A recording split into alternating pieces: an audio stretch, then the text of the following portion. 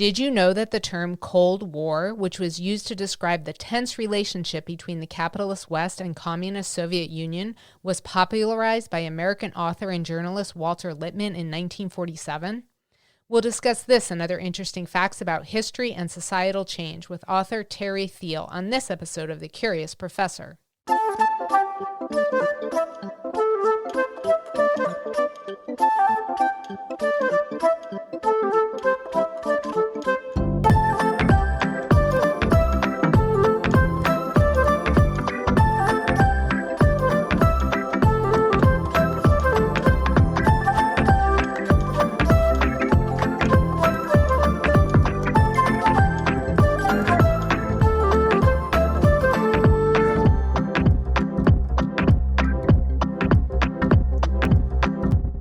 Hi everyone, I'm Dr. B. Welcome to the Curious Professor podcast, where I take listeners on a journey of discovery to explore the people, places, artifacts, and natural wonders that spark my curiosity. On this episode of the Curious Professor podcast, we'll discuss human history and the future of our species with author Terry Thiele. But first, a trivia question. How long did the Cold War last? I'll have the answer for you at the end of this episode. I'm thrilled to have Terry Thiele on the show today. Terry has been a Cold Warrior and a corporate lawyer. He now consults and teaches strategic planning. His new book is the culmination of 40 years helping government officials, CEOs, and graduate students think about the future. Terry received his B.A. magna cum laude from Princeton, his J.D. from NYU, and he is a graduate of the National War College. He and Carol live near Wilmington, North Carolina.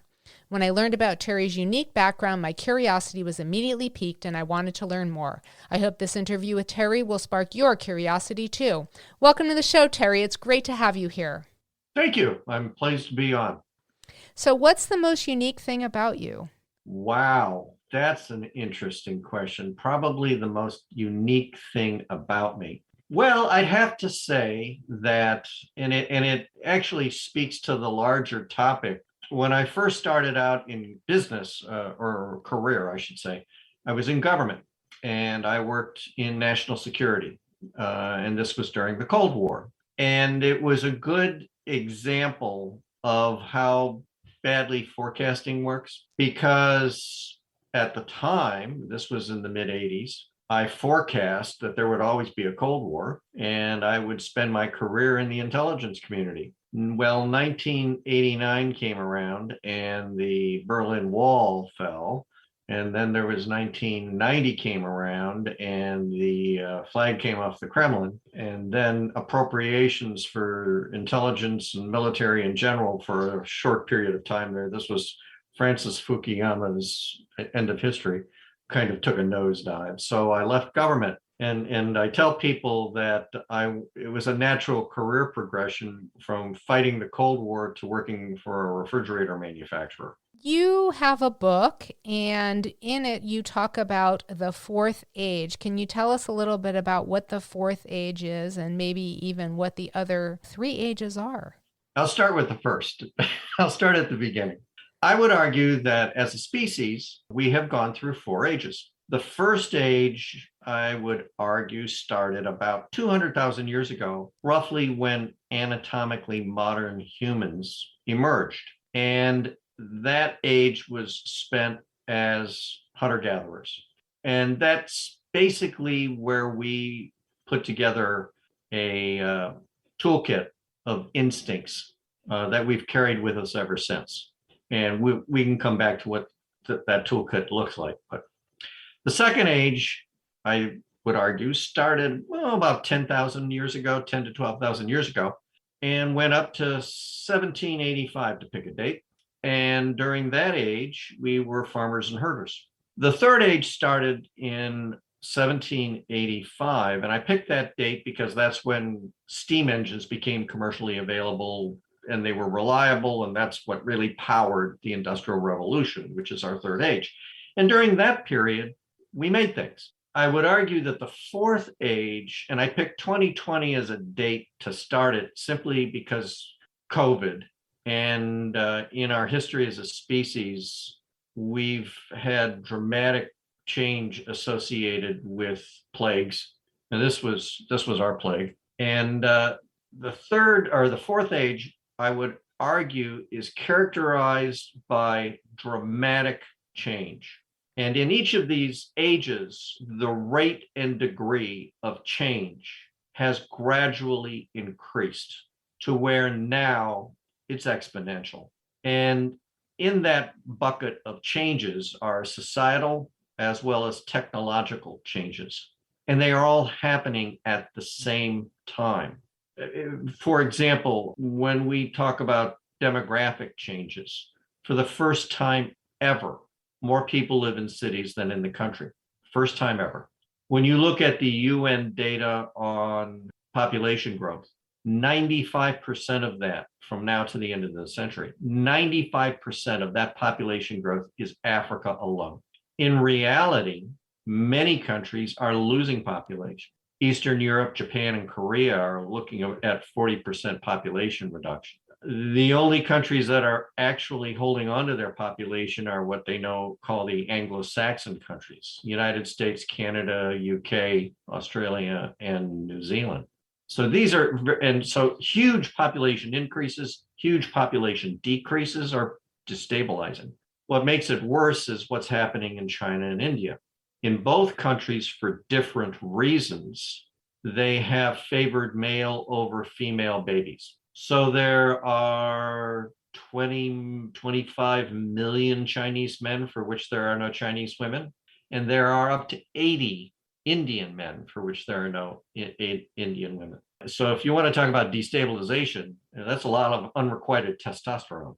But layer on top of that, quite a few demographic experts are making the case that the UN's forecasts are not correct, and that for a host of reasons, in fact, we will probably reach peak population within the next 20, 30 years, and it won't be anywhere near 13 billion. Some of the estimates are like 8.5. And after we reach peak population, as populations begin to decline, they don't stop. We'll come back to the implications of that in a minute. On the technology side, we've got 3D printing, nanotechnology, fundamentally new materials, cheap, ubiquitous off-grid energy, just to name a couple. There's a whole basket of disruptive technologies that are all coming to commercialization at the same time. And I think the net effect of that is we are going from a third age world, where a few companies made thousands and millions of things, to a fourth age world where thousands and millions of people make a few things. A world of local, customized production. And there's a book that came out in 2019 by Hans Rosling, Swedish, I believe he was a surgeon, passed away, unfortunately, soon after, or I think actually at the time the book came out. It's called Factfulness. And what Rosling looked at was the simple fact that most of the people in our world don't know the facts about the world. And he had a survey of, I want to say it was a dozen questions. And he, over a course of several years, gave this survey to 12,000 people in 17 countries, or 17,000 people in 12 countries, I forget. But the point being that if for each of these questions, and they were straightforward questions about what's the rate of poverty, what's the rate of education for women, what's the rate of vaccinations. This is fundamentally basic information about the state of the world. For each question, he gave 3 answers, A, B, or C. The average score, and he also went to Davos and was asking, perfumed elite are these same questions. The average score was 24% right. And he made the observation that a troop of monkeys, if you had given them 3 choices, they would have randomly selected 33. We got beaten out by a troop of monkeys when it comes to understanding the simple facts of the world. So if you accept the premise that we are going through dramatic change, both societal and technological, and they're hitting it all at the same time, we're going to be going into a world that doesn't look anything like we have ever seen before. And so for me, because I'm a grandfather, it really comes home to our time depth has gone like that. And by that, I mean for any child up until today, for 200,000 years, any child could look at their parents and their grandparents and say, my life is going to look something like theirs. And I can learn from how they live their lives, what my life is going to be like. Maybe a little bit different, but it's going to be basically the same. But our rate of change has become so dramatic and so time shortened. There isn't anything I can say from my upbringing in the 50s and the 60s about my life and experiences that are going to be of any help to my grandchildren in grappling with the world that they're looking at. So most of our societal mores, and I think you see it today, there's a great deal of questioning about our cultural and societal mores, and are they applicable, and do they work, and do they mean anything? Well, let's get back to when I first mentioned that toolbox of instincts. I would argue that, and I'm no psychiatrist or psychologist. I don't even play one on television, but I would argue that there are four fundamental instincts that we all carry. The first of which is we are afraid of everything. We learned to be afraid of everything because everything on the savannah could kill us. And when we are frightened, our defense mechanism is to overreact violently. Secondly, we discovered that by living in groups, we had a better chance to pass on our genes, find a mate, and survive. So we are intensely social animals. We join groups all the time. We can't live without them. In fact, one of the worst punishments you can think of is solitary confinement, being away from other people. Third, within groups, we will do anything, and I mean anything, to improve our status within the group, because that improves our chances of survival, getting a better mate, passing on our genes. And that includes killing other humans. And fourth and finally, we're curious, not for any sort of altruistic sense, but because we want to know what's over that hill because it might eat us. So if all of our societal and cultural rules of engagement are being obsolesced by this dramatic change, all we have left to fall back on are those fundamental instinctive drivers that are just part of our core. And when I was doing the research for the book, it was interesting. I discovered that sort of the conventional psychological wisdom had been that we have our modern front brain and our primitive back brain, that the purpose of the front brain was to keep that back brain under control and not doing crazy things. Well, the current best thinking has changed. And it suggests now that the purpose of that front brain wasn't to control the back brain, but rather it was to come up with a really good story to tell to the people in our group as to why we were going to do what that back brain was telling us we were going to do, which really makes sense when you think about two different people on different sides of the same issue, looking at the exact same facts in the exact same environment, and they come up with two, diametrically opposing conclusions as to what the right answer is. So the underlying thesis of the book is that we are about to experience dramatic, explosive, frightening change. And the question is whether or not we can overcome our instincts, wherein, when we're scared, we overreact violently. Can we overcome our instincts and survive the fourth age? So, can we? Well, I've been a strategic planner most of my life, and that's what I did for a living. And I fall back on the old mantra, managers do things right, but leaders do the right things. And when you think about the way we make decisions, there's a analytical model. It's called the DIKW model: data, information, knowledge, wisdom. And you start with just raw data floating around there. And whatever the issue is, the first thing you've got to do is you've got to pull out of that raw data the little bits that are important to the issue that you're addressing. Then you take all of those bits and you analyze them and you come up with information. Okay, you now have information that's central to what you're looking at. You analyze that and you develop knowledge. And knowledge is the ability, the understanding of how to do something.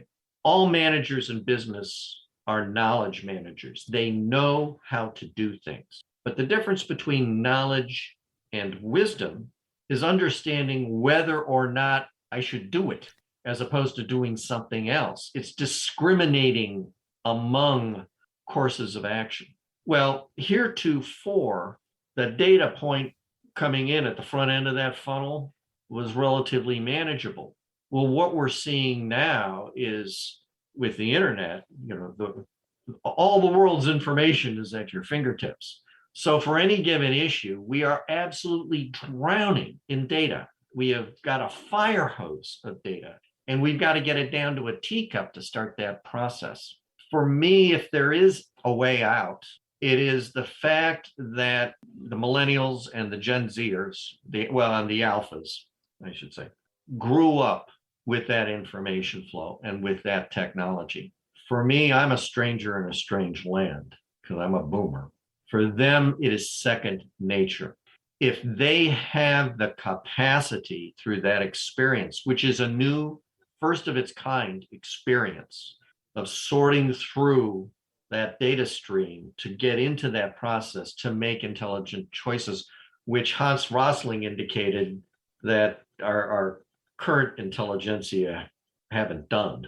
If young people have a different capacity to analyze that data, maybe we get to the fifth page.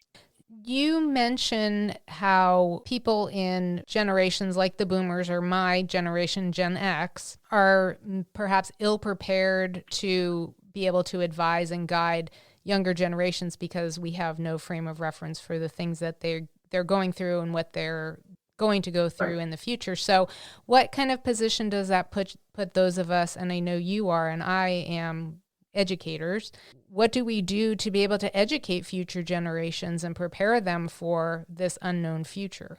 The obvious answer is reading my book. I mean, but seriously, I think our role, there's in the book, I do scenario planning. I go back to my first observation that forecasting fails because nobody could tell that the end of the Cold War was upon us. So I do scenario planning.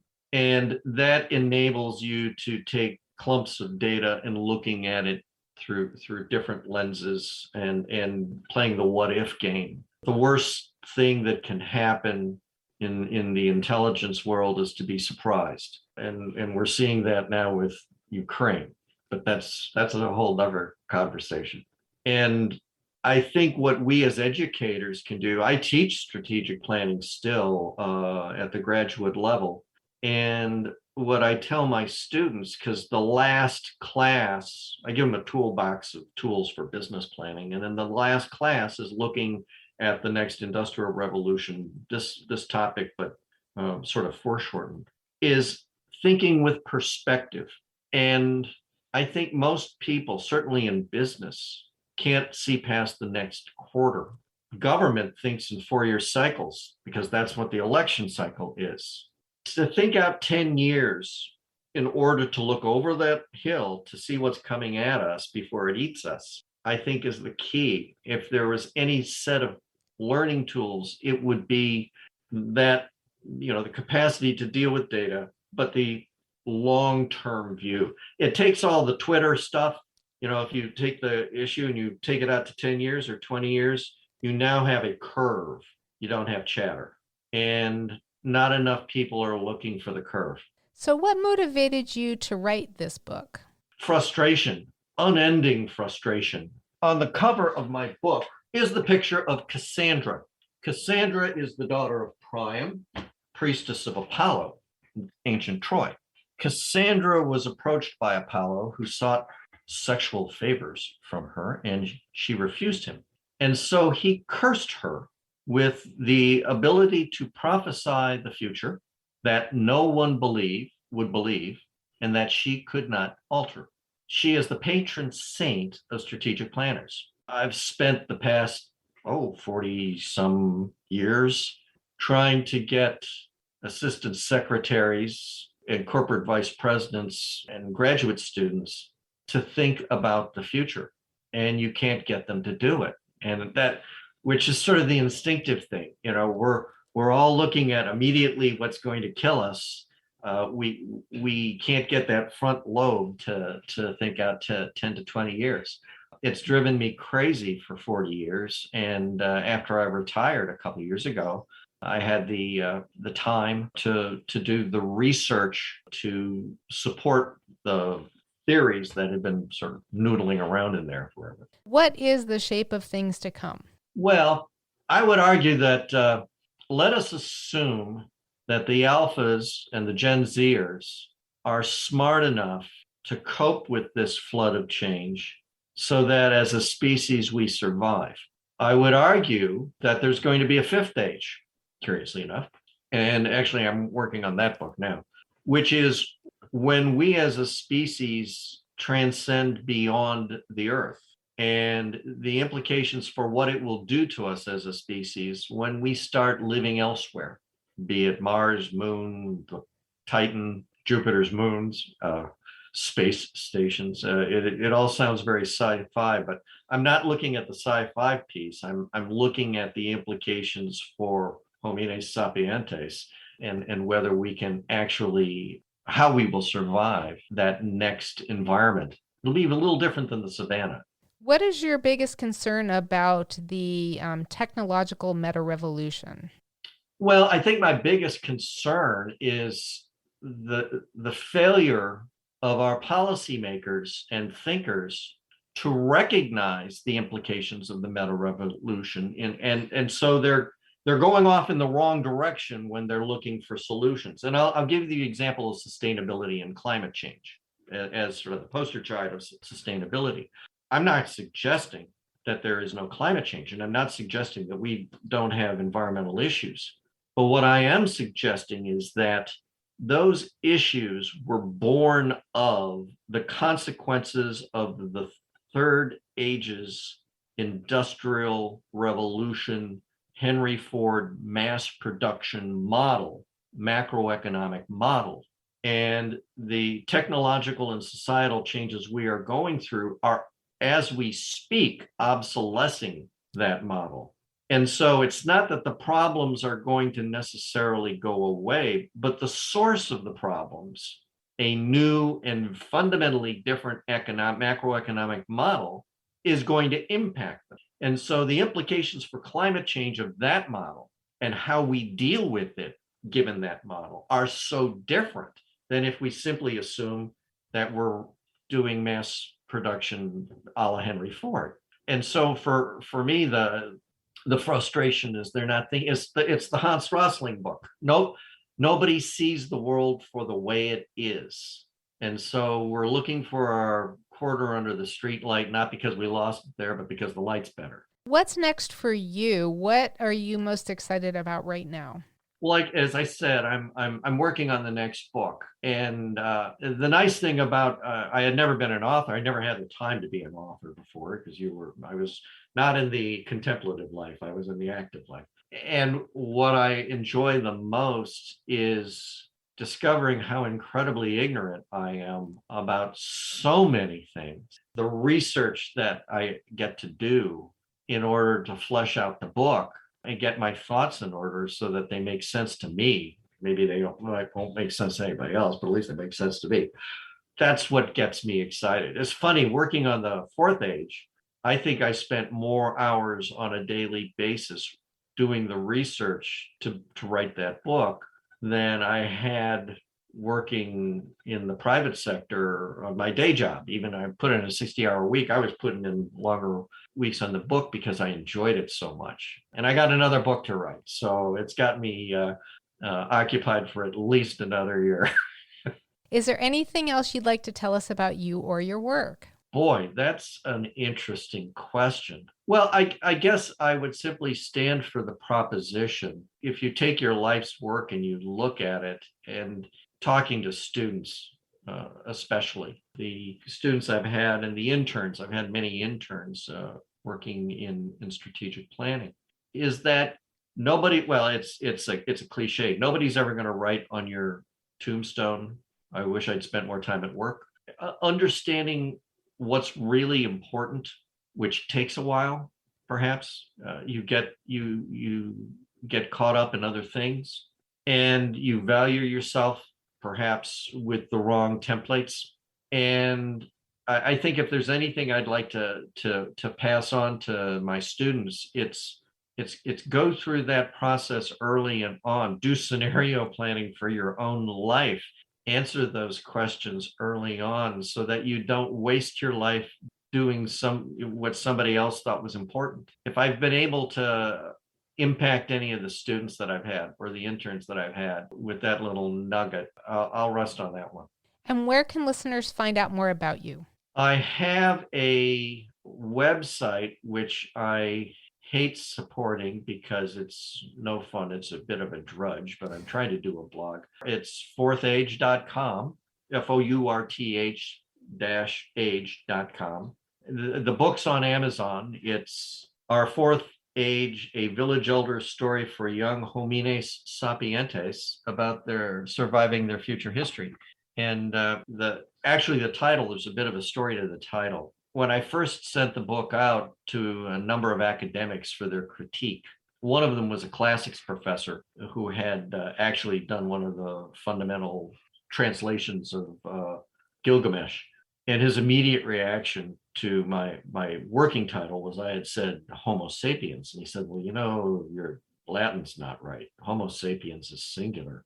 Now, of course, everybody uses Homo sapiens as plural, but the correct Latin pronunciation is homines sapientes for plural.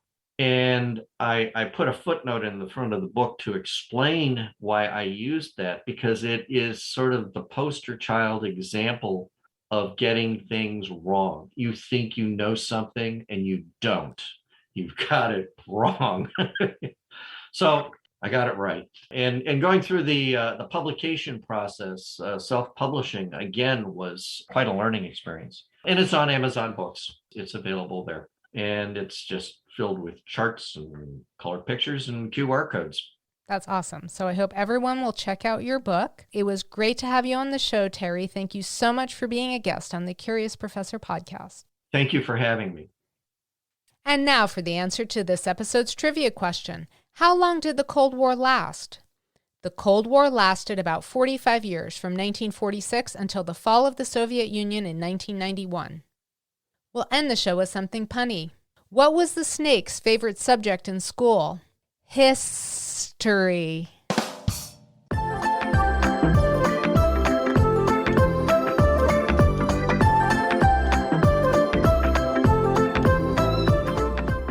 Thank you for joining me for this episode of the Curious Professor podcast. If there's a person, place, artifact, or natural wonder that has sparked your curiosity and you'd like for me to feature it on the show, please let me know. My website is thecuriousprofessorpodcast.com. If you enjoyed the show, be sure to subscribe to the Curious Professor podcast wherever you listen to podcasts. And if you'd like to become part of my community of curiosity seekers, be sure to visit my website, thecuriousprofessorpodcast.com, and join Dr. B's Hive. Until next time, always be learning and be curious with Dr. B.